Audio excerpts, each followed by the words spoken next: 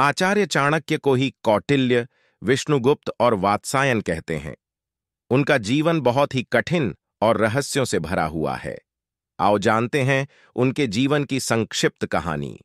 मगध के सीमावर्ती नगर में एक साधारण ब्राह्मण आचार्य चणक रहते थे। चणक मगध के राजा से असंतुष्ट थे। चणक किसी भी तरह महामात्य के पद पर पहुंचकर राज्य को विदेशी आक्रांताओं से बचाना चाहते थे। इसके लिए उन्होंने अपने मित्र अमात्य शकटार से मंत्रणा कर धनानंद को उखाड़ फेंकने की योजना बनाई। चणक मगध के राजा से असंतुष्ट थे। चणक किसी भी तरह महामात्य के पद पर पहुंचकर राज्य को विदेशी आक्रांताओं से बचाना चाहते थे।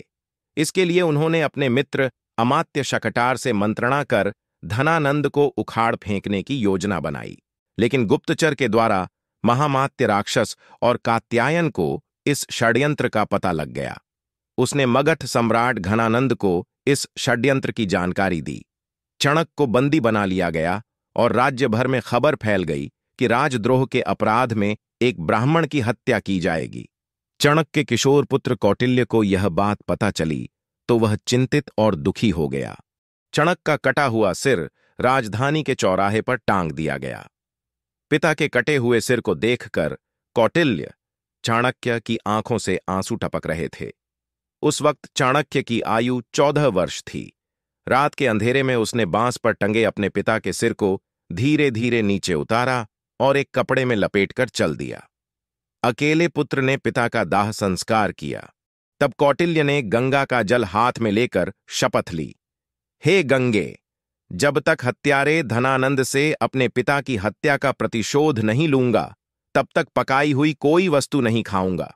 जब तक महामात्य के रक्त से अपने बाल नहीं रंग लूंगा, तब तक यह शिखा खुली ही रखूंगा। मेरे पिता का तर्पण तभी पूर्ण होगा जब तक कि हत्यारे धनानंद का रक्त पिता की राख पर नहीं चढ़ेगा।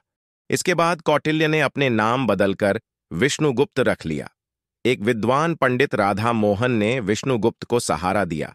राधा मोहन ने विष्णुगुप्त की प्रतिभा को पहचाना और उन्हें तक्षशिला विश्वविद्यालय में दाखिला दिलवा दिया। यह विष्णुगुप्त अर्थात चाणक्य के जीवन की एक नई शुरुआत थी। तक्षशिला में चाणक्य ने न केवल छात्र, एक बार विष्णुगुप्त भरी सभा में पहुंच गए।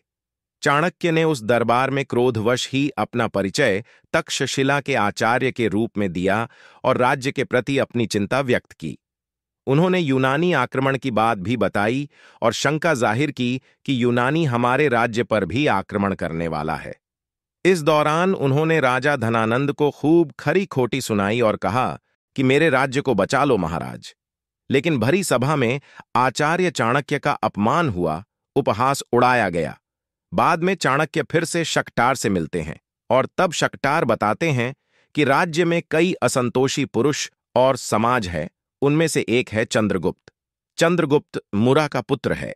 किसी संदेह के कारण धनानंद ने मुरा को जंगल में रहने के लिए विवश कर दिया था। अगले दिन शकटार और चाणक्य ज्योतिष का वेश धरकर उस जंगल में पहुंच गए जहां मुरा रहती थी और जिस जंगल में अत्यंत ही भोले भाले लेकिन लड़ाकू प्रवृत्ति के आदिवासी और वनवासी जाति के लोग रहते थे। वहां चाणक्य ने चंद्रगुप्त को राजा का एक खेल खेलते हुए देखा। तब चाणक्य ने चंद्रगुप्त को अपने जीवन का लक्ष्य बना लिया और फिर शुरू हुआ चाणक्य का एक और नया जीवन। कौटिल्य उर्फ विष्णुगुप्त अर्थात चणकपुत्र चाणक्य ने तब चंद्रगुप्त को शिक्षा और दीक्षा देने के साथ ही भील, आदिवासी और वनवासियों को मिलाकर एक सेना तैयार की और धनानंद के साम्राज्य को उखाड़ फेंककर चंद्रगुप्त को मगध का सम्राट बनाया। बाद में चंद्रगुप्त के साथ ही उसके पुत्र बिंदुसार और पौत्र सम्राट अशोक को भी चाणक्य ने महामंत्री पद पर रहकर मार्गदर्शन दिया।